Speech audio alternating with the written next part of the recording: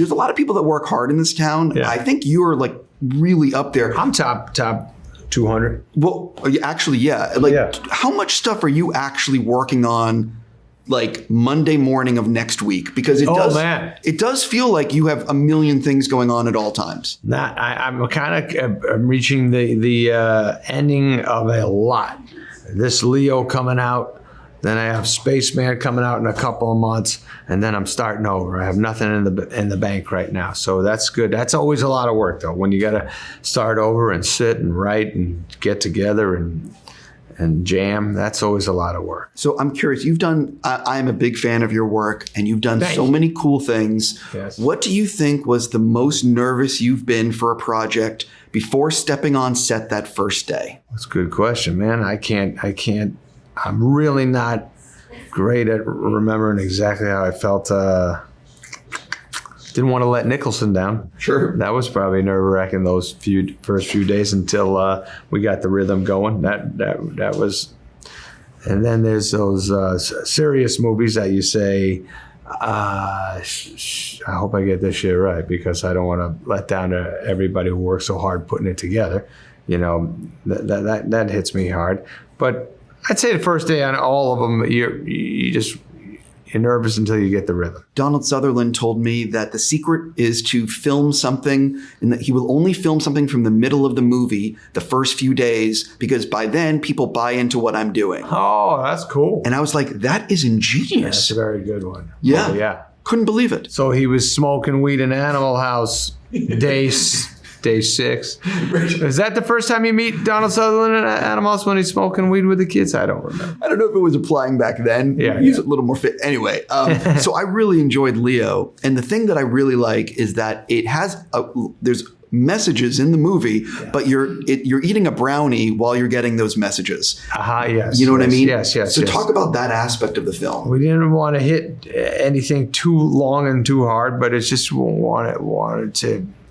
The premise is going through, what elementary school kids think about what they go through, the stress of it, and having that the nerves of saying, oh man, they think I'm growing up. I have to move to middle school. I have to be ready, and just wanted to hit the things they think about, the ways to try to conquer fears, but not too heavy-handed. Just do a hit and run. Sure. One of the things about animated movies is they often change a lot during the production. You could start here and you're ending up over here. So how did the film change through the making of the film? Yeah, that's good. You write a draft, you put it together, you do the animatics, you look at it, you show it to people around the office.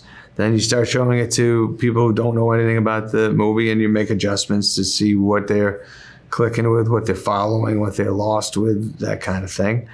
And but that's the best thing about working creatively on an animated movie. Just as a comedian, you find opportunities. 2 years later into a project, you say, it might be funny if Leo does this. You call up everybody, the staff gets together, and you try to implement it, and if it works, great. Talk a little bit about working with Robert, because I've been a fan of Robert's for a long time. Yeah. TV Funhouse, all the SNL. What was he like as a director? You know what I mean? Somebody you trust 1,000%. He's a genius. We all love him. When I was first on Saturday Night Live, there was a few guys on the show that you just said, well, that's a whole other thing. Jim Downey, Smigel, Jack Handy, Conan, guys like that. You were just like, can't beat him. Odenkirk.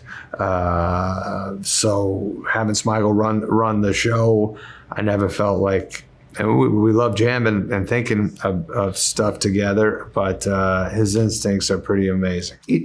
I also think he's fearless. Yes, that's true. And it's just like, I think about what he did going to the episode 1 line as Triumph in New York City, like the things he's done as Triumph the comic dog. Oh my goodness. He's He is fearless. The puppet helps him a little bit, but in real life, he's pretty fearless too. He'll say what needs to be said. You hosted SNL, I believe, in 2019. Yes, he helped me write a bunch of those too.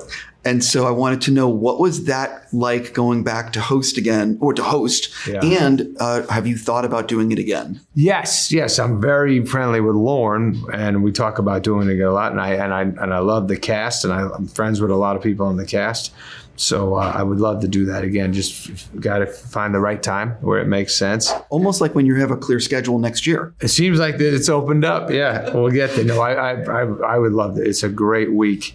And I'll tell you, I remember with Smigel, I think it was late Friday night when I was hosting the first time back. And he said, you really should do an opera, man. I was like, oh, yeah, okay. And he goes, I said, I don't have one. And he said, yeah, all right, let me write it. And he just wrote it. He's a madman. The last time I spoke with you, before the strike, you were talking about Safdie brothers. I know there's a movie. Yes. So what's the status on that?